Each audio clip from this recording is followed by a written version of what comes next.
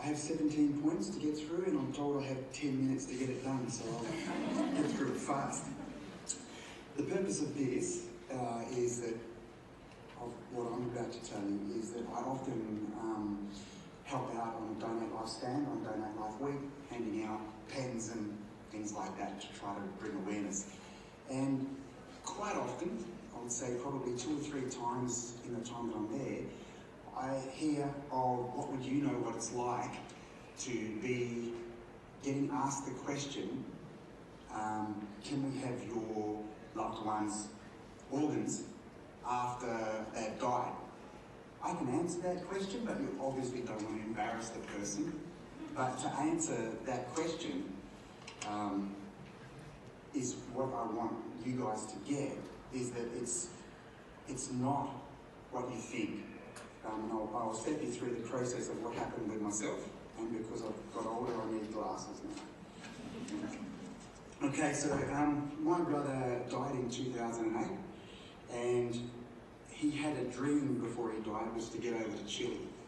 And the reason he had that dream was because the type of person he is, he stowed away on one of those cattle boats.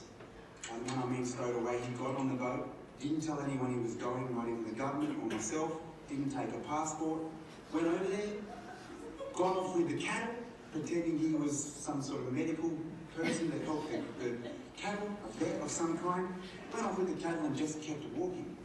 And then he was skiing, snow skiing, and then had to work out how to get back home. Didn't know how to do that, and so he rang me and said, could I send his passport to him?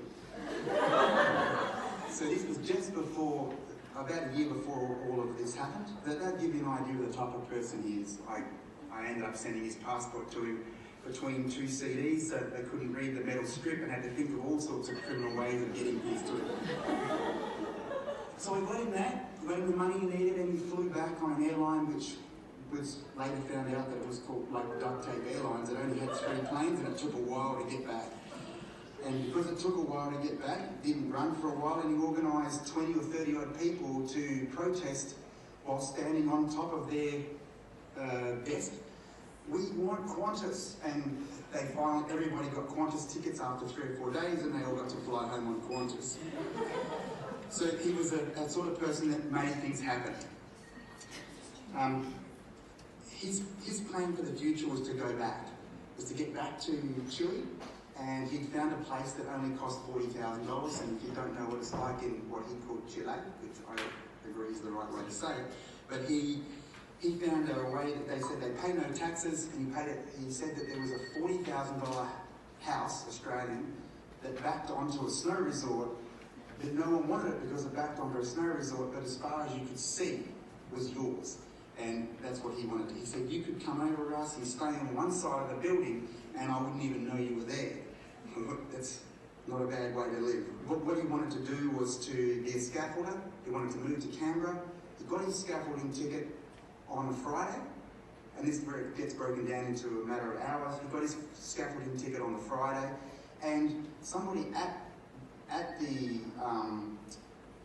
place where he'd done his course, he'd just finished it, said, you need to join the union. He said, I ain't joining no union. He said, you won't get onto any building site if you don't join the union, because I'm not joining any union. I don't have the money to join the union. So anyway, they just kept continually hounding him for the next 15 minutes, and unlike my brother, he gave in. He never normally gives in. He signed up, and within about half an hour, he got hit on his motorbike on the way to the pub at the left bank to have a celebratory drink with his friends. He got hit side on, and he come off his motorbike, hit a lamppost, hit a tree, died. That decision to join him into the union, half an hour earlier, they paid for his funeral costs, plus reimbursed the amount of the ticket that he just got, plus sent the ticket to the family so that they knew that he had achieved something towards his goal. It was a big deal for us at the time to receive that later on. I'm up to point 5, so we're on our way. I had never spoken to my brother about organ donation in the past.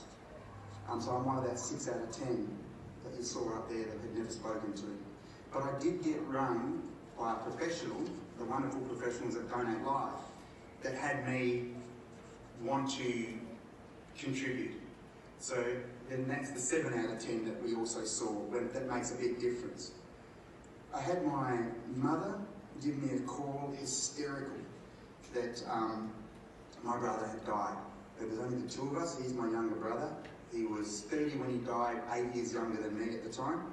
And I remember thinking, if this is another one of Glenn's stunts, I'm going to kick his ass, you know, because he's put my mother through hell, right?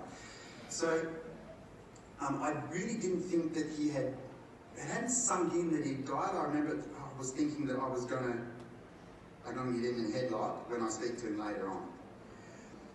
And I also got told by my mother that someone from organ donation people are going to call and that she had to identify the body.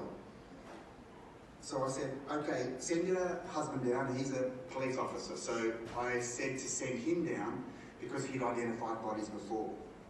It'll be less traumatic on my mum. And I said, let the donation people give me a call and I'll sort that out. Now, I don't think there was any form of stepping up. But here's the point where